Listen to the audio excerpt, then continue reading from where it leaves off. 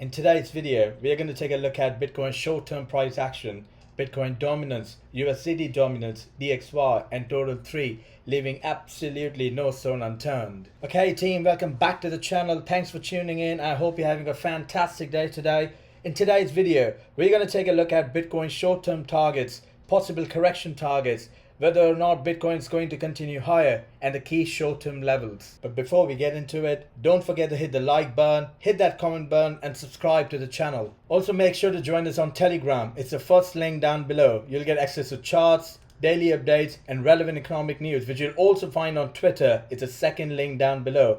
If you're keen on taking your trading to the next level, consider joining our VIP group, where we provide precise entries, stop losses, targets, and trade justifications. You can also access our group chat where we discuss possible trade setups and much more. Right, let's get stuck in. Let's start with the DXY. We are still seeing the range high respected. We anticipated this move to be a deviation, which so far seems to be playing out before we then see a correction back towards our range lows and possibly a retest of the channel support. This move is not going to play out overnight. As I mentioned before, it could take a few months, possibly until March or April, when I expect this cycle top for Bitcoin to occur. So that's it for DXY, guys. Keeping it nice and short, now let's take a quick look at S&P 500. The S&P 500 has managed to break above its prior higher high, creating a new all-time high. We thus expect continued upward movement.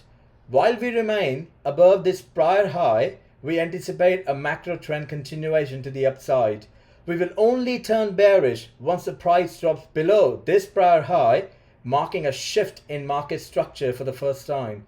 That's it for the S&P, guys, keeping it to the point. And now let's move over to Bitcoin. Bitcoin is currently chopping between the local range I mentioned in my last video, which is exactly what I expected after such a large move. It tends to form a local range before either breaking out or breaking down from it. Let's keep it really simple, guys. As long as we stay above the 94k support, the local support, the expectation for continued upward movement remains high. By the way, if you watched the last video, I did mention a possible correction to 94k, and that's exactly what we got. The sideways chop that Bitcoin has been in is ideal in my humble opinion, as it provides enough room for all coins to shine against Bitcoin pair, especially as Bitcoin dominance falls. I'm not expecting a lot of action from Bitcoin as long as we remain in this local chop zone. For Bitcoin to reach 100k and above, we need to break above a local range high and the 99k resistance.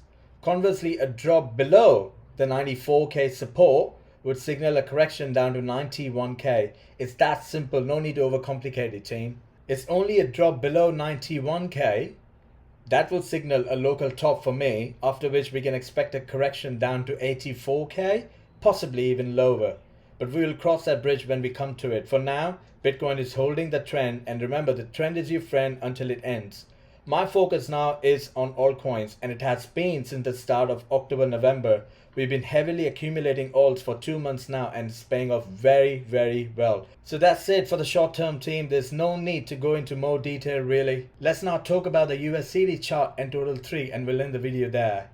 USDT dominance is reaching a key support level where I expect a potential bounce, possibly forming a double bottom. Additionally, you can see some sort of bullish divergence on the daily RSI, suggesting that the bearish exhaustion is taking place. Personally, I'll be looking for a pullback in the coming week or so, and hence I've been taking profits of my longs.